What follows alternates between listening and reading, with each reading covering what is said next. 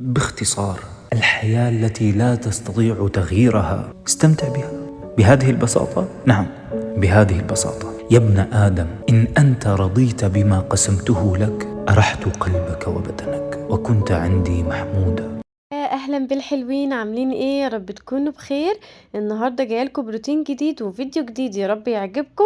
بس قبل ما نبدا الفيديو ما تنسيش تحط لايك، وكمان تكتبي لي كومنت قمر زيكم، علشان الكومنتات واللايكات هي اللي بترفع الفيديوهات عندي، ونبقى في تواصل كده ما بيننا، ونتشجع كده من بعض. النهارده بقى ده روتين مختلف شويه، لان عامله لكم روتين ليلي. بما ان الجو حر وكده، فالواحد بيبتدي ان هو يبدأ يدخل المطبخ بقى ويعمل غدا وكده من بعد العصر. المهم بقى هنا عملت ايه. اول حاجة قلت ان انا احط كده كركديه. بحبه دايما ان انا احطه في التلاجة يكون سقعان، بيبقى طعمه حلو جدا في الصيف. فعملت ايه بقى، حطيت شوية كده من الكركديه وحطيت سكر، وحطيته يغلي كده على النار، ياخد له غلوتين 3، وبطفي النار. ولما بيبرد بصفيه وبحطه في التلاجة. المهم هو طبعا محتاج برضو سكر كتير، بحبه دايما انه يكون مسكر. فعملته بقى وسيبته كده لانه بياخد وقت لما بيبرد، وقلت اجهز الغدا. كان عندي بقى شرايح كده من الفراخ البانيه متقطعه، فقلت ان انا اعملها المره دي كده كفتة فراخ بدل البانيه، يعني تغيير في الاكل وكده.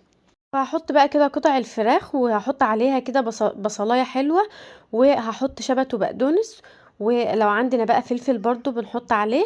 وخلاص هو بنخلط ده كله كده في المفرمة عندنا، وبتكون جاهزة معانا. بقى باقي الفراخ كده برضو بنفس الطريقة، بس مش هحط بقى خلاص بقدونس ولا شبت، لان خلاص حطيت اول مرة، فكتره بيغير كده طعم الكفتة.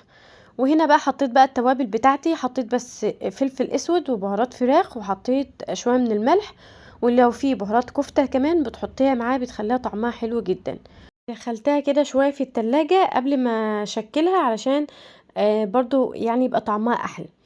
وخلاص بقى كنت قلبت كده الكركديه على النار، وطفيت عليه وسبته في جنب كده يبرد. وعملت الكفتة هنا، وهبدأ بقى ان انا اقليها علشان نجهز الغدا بتاعنا. علشان الجو حر اصلا، الواحد يعني ما بيحبش ياكل اصلا الا بالليل. يعني المغرب كده ببدأ ان احنا نتغدى. فبقوم بقى براحتي وبعمل غدا يعني براحتي. المهم بقى قلت اخلص كده الغدا، علشان عايزه انضف الشقه كانت محتاجه ان هي تتنضف. لان التراب كل يومين 3 كده تلاقي الدنيا كلها تراب. فقلت بقى اخلص الغدا وبعد كده انضف الشقه. المهم بقى كنت هنا قليت الكفته، وكنت مهديه النار خالص، ومجهزه معايا فحمايه. وبعد ما اتحمرت حطيت بقى الفحمايه كده تديلها طعم حلو، بيبقى طعمها حلو جدا بالفحم. وخلاص بقى كنت جهزت الغدا كده، غدا سهل وسريع كده في الحر ده. عملت كمان كان فايض عندي بانيه عملته، وعملت كمان رز بسمتي جنبه.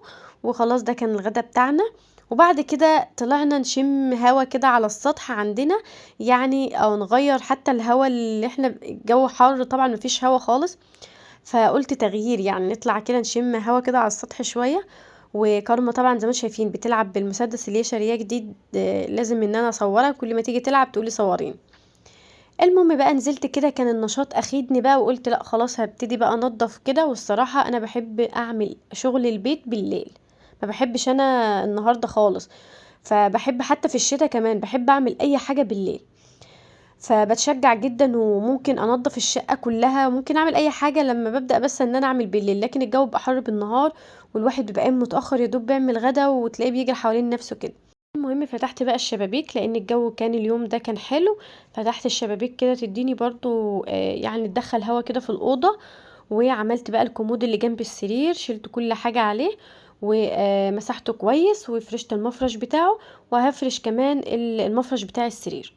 هغير كده المفرش بتاع السرير. وطبعا انتوا عارفيني لما ببتدي تنظيف في الأوضة ببتدي بالسرير، اخلص تنظيف السرير ويعتبر الأوضة معايا كده خلاص. اركب بقى كده برضو المخدات بتاعه السرير وخلاص.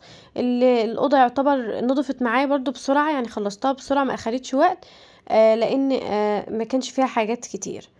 بس بحب دايما كل يوم يومين مثلا، او يوم ويوم اغير كده المفرش بتاع السرير. وامشي ايدي كده بفرشه على التراب. بتغير، بتحس ان الهوا حتى اللي داخل الاوضه كده هوا نضيف، مش هوا بقى بتراب والكلام ده. فاللي وصل بقى معايا لحد دلوقتي ما ينساش طبعا ان هو يحط لي لايك ويكتب لي كمان كومنت حلو، علشان بفرح جدا بالكومنتات بتاعتكم وبتشجعني ان انا اصور لكم على طول.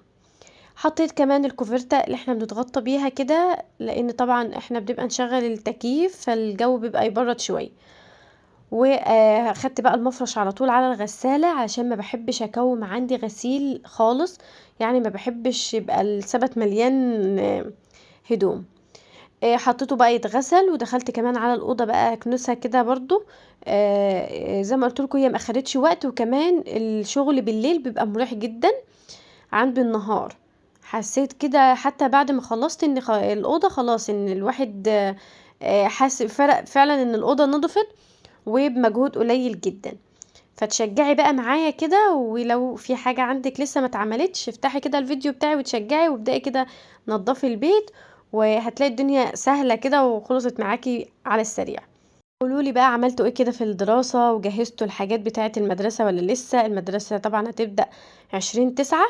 ناخد كده افكار من بعض. كارما طبعا صغار سن، كان نفسي ان انا اجهز الحاجات من دلوقتي، بس لسه مش عارفة هتدخل مدرسة ايه، وكمان هجيب لها زي ايه. فطبعا كل مدرسة لها الزي بتاعها، فالصراحة مش عارفة بقى، يعني لسه ما جهزتش حاجة المدرسة. فناخد بقى افكار من بعض كده لحد ما نشوف هنعمل ايه. المهم بقى خلصت هنا الأوضة ورشيت المعطر، وكان روتين خفيف لأن بحب طبعا شغل بالليل ده بيبقى روتين سهل وخفيف كده. وهنا خلاص وصلنا لآخر الفيديو. ما تنسوش يا حلوين الاشتراك في القناة، وأقول لكم مع السلامة.